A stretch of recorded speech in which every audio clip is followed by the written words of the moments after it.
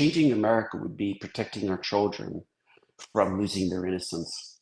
And innocence, once lost, is forever and it's instant.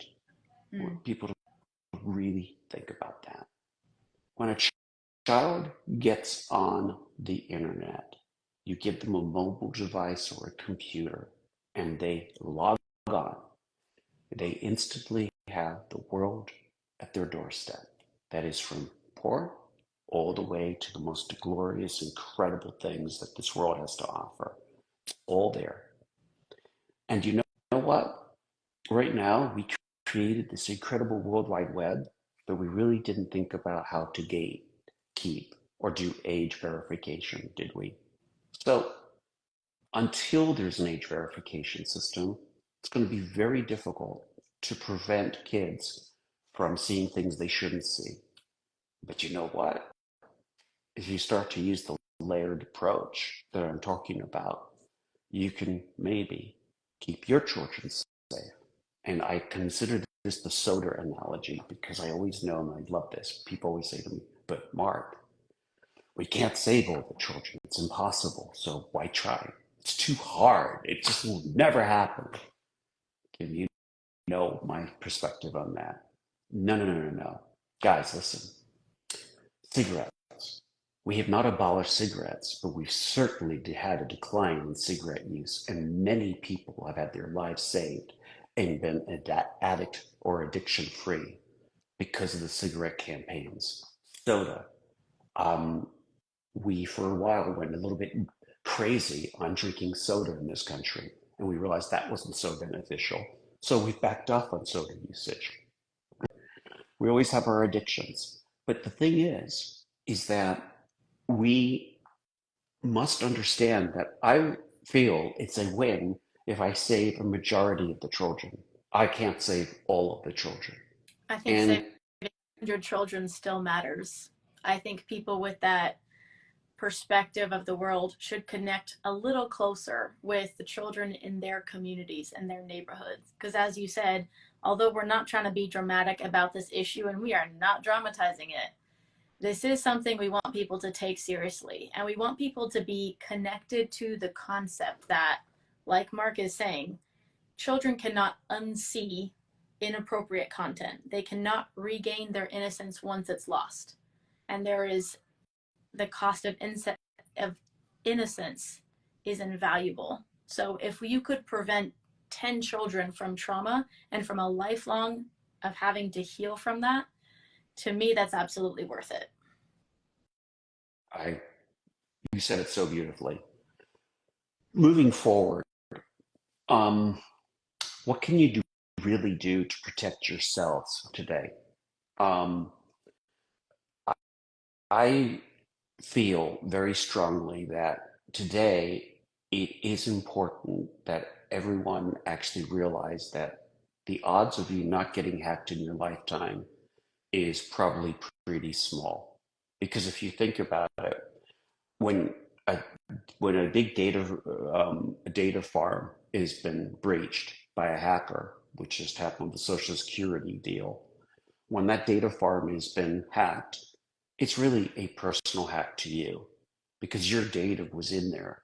So you might not realize it, but all of you have been hacked. Every single person that we're speaking to right now that I'm looking at has been hacked.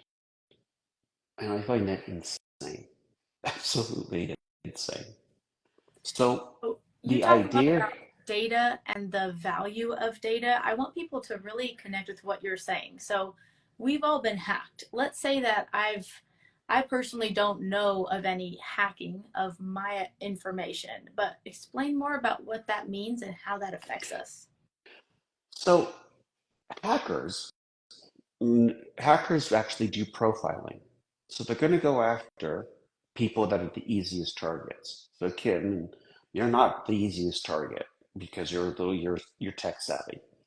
Um, and they probe. They probe your devices. For example, when you get a text, how do they know that your phone number? Well, the data broker might have had your phone number. So now they're texting you because they know what your name is.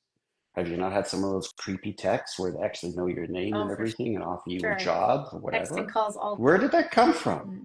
the Data broker. Absolutely. Um, or your stuff was sold. It's just the same, actually, because you didn't realize that you had given permission for this data broker to have so much information on you. We take so much for granted. There is a whole industry behind social media and behind everything. For example, Visa and all the credit card companies, they actually either buy data on our habits or they sell data on our habits.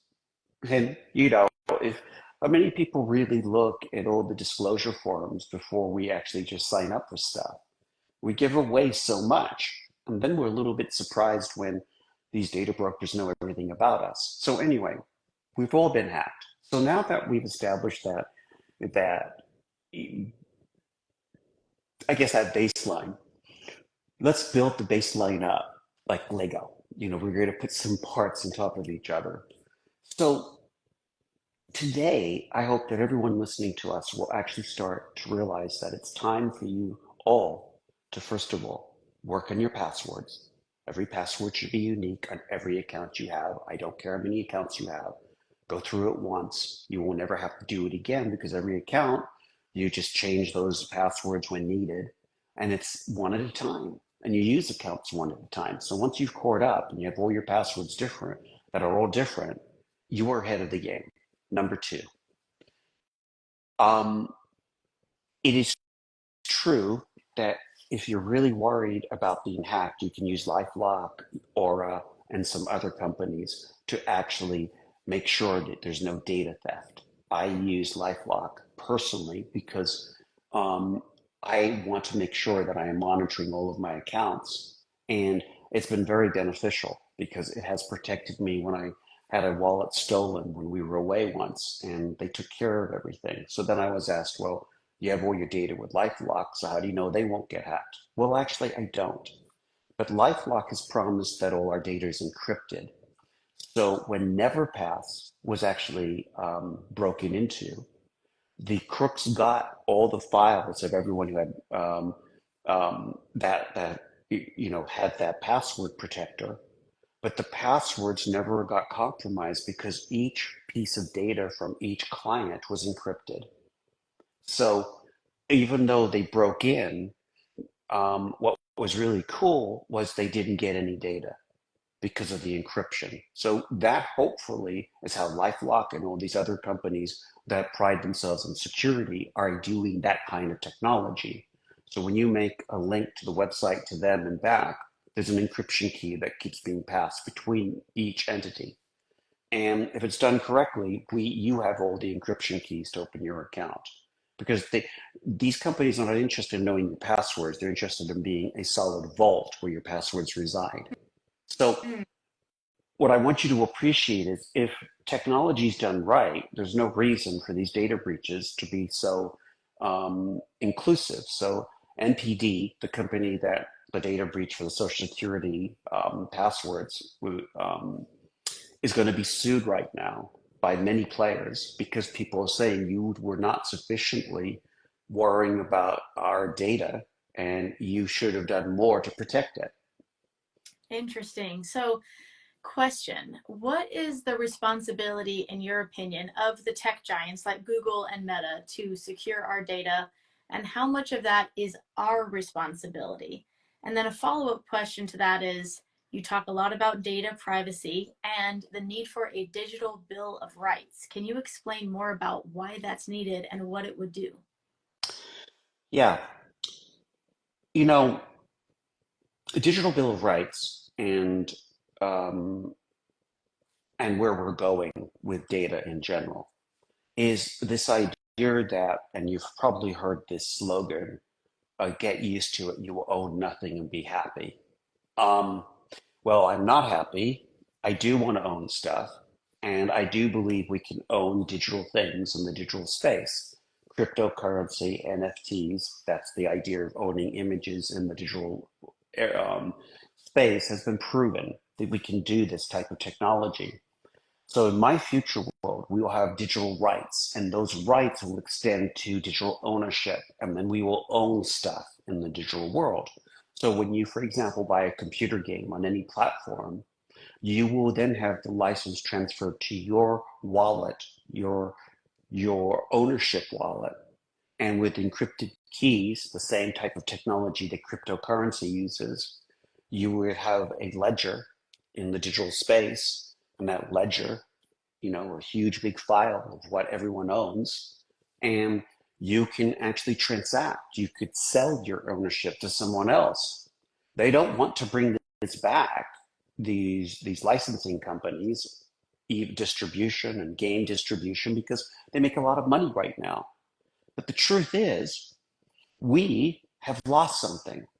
It's a little infuriating to realize that in the digital world today, if you want to take down an image on Facebook, you don't have that ability. You can delete it, but Facebook still has the image. And ultimately, this idea that if you made a mistake when you were a young kid and someone tagged you, that means they just identified you in their picture. An employer, even though it's not on your sites, could find that picture because you were tagged, and you might not get a job. You could be in a bar with you doing no social media whatsoever, and someone is in the background shooting something completely different, and you still get tagged in the photograph doing something stupid, and that affects your life in the future. I believe that's the kind of stuff that you should be able to appeal and bring those items down. You cannot be in such a restrictive culture that if we make mistakes, those mistakes instantly get us canceled. And that is why I think we need a digital bill of rights. We should own our likeness. And tech companies shouldn't be profiting from free content that we give them without having a set of rules that allow us to also own the content we give them, and we have the right to rescind the usage of that content on demand. I absolutely agree with that.